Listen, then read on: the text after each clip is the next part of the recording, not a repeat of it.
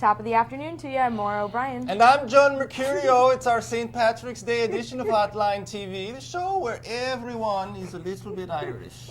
Everyone except our Maura O'Brien, little Maura, who's a lot Irish every day of the year. Maura, Miss Maura, you're here to help us talk about some of your political brethren and sisterin from the Emerald Isle. All right, who's up first? You got Mr. Chrissy Dodd. Mr. Chrissy Dodd, I remember little Chrissy come and sit on my lap. Talk to me about Mr. Chrissy Dodd. All right, well, Chris Dodd is up for re-election in 2010. Yes, he is. And just this week, we had former Congressman Rob Simmons, the Republican who was defeated in 2006. Little Rob Simmons, come and sit on my lap. Tell me about Rob Simmons. He just entered the race this week, and you have some recent polling showing the two of them in basically a dead heat. And so seeing Chris Dodd facing a little bit of trouble for several reasons. Why? Tell me. So first, I mean, we have back in 2007 when he, abandoned Connecticut, per se, and moved to Iowa with his family. How'd that work out for him? He ended up getting, I believe, less than 1% in the Iowa caucuses. And was that because his caucus chairman decided he had to go away out of town on the caucus day for business? Yeah. Could be. Moving right along. Also, you have Chris Dodd. There's a couple of slightly questionable land deals that people have been calling attention to. Including a few in Ireland. Including one in Ireland. It was, I think, a 10-acre spread on the coast of Ireland.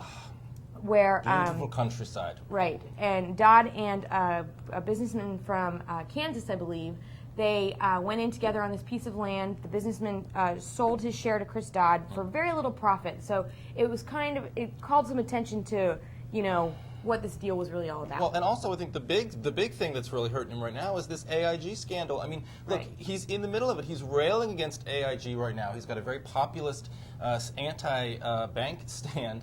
Right now, but between 1989 and 2008, he was the biggest recipient in the Senate of AIG campaign contributions. Right. He was on the banking committee, he was the chairman of the committee, so in a sense that makes sense, but it's a political albatross right now, and I think that is why he is the most endangered Senate Democrat up for re-election. Absolutely. And then in the middle of this mortgage crisis, he also had his deal with Countrywide, the VIP treatment on his mortgage for homes in Connecticut and D.C., and that is, pretty much the last thing you want when people are struggling to pay their mortgages. Right. All right. Moving right along, Miss Carol Shea-Porter up in the neighboring state of New Hampshire. Yes. Up in New England, New Ireland for today.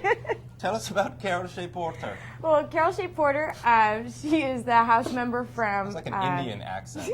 Right. Go ahead. Democrat from New Hampshire, and she announced this week that she has no interest in seeking the Senate seat that's being Judd Gregg's retiring from in 2010. And so right now we have Paul Hodes, the other Democratic member of the House representing New Hampshire, who is in the race. But basically that's about it right now. Right. Well, I mean, I think a lot of attention is now going to be showered on Hodes because you don't see anybody else on the Democratic side. Right. You see the establishment sort of getting behind him. You see a state in transition. A large part of why Judd Gregg decided not to run for another term was because this is a state that is rapidly becoming more democratic. Right. And Republicans don't have much of a bench up there. I mean, you have former Senator John Sununu, who has just joined, I think, 3 corporate boards. Right. He's You've got Jeb Bradley, a former congressman who's now running for state senate. Because it's more competitive and more likely for a Republican to serve in the state legislature, which is basically half of the entire state serves in the state legislature in New Hampshire, than it would be for him to run for Congress. Right. So it looks kind of troubling up there for Republicans. Little wee Scotty Murphy in New York's 20th Congressional District running against Joe Tedisco. Tell us a little bit about Scotty. Well, we have the special election up there at the end of the month, and this is the seat that Kirsten Gillibrand left to when she joined the Senate.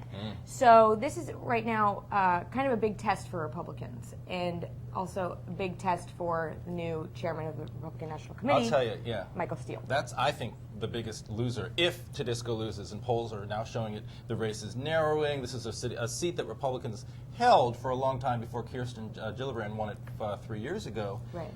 It seems sort of a natural fit for Tedisco. So if Murphy's able to win it, Tedisco's going to be answering a lot of questions, the NRCC, but I think a lot of the quiet rumbling you're hearing about Michael Steele these days is going to get a lot louder. A lot louder.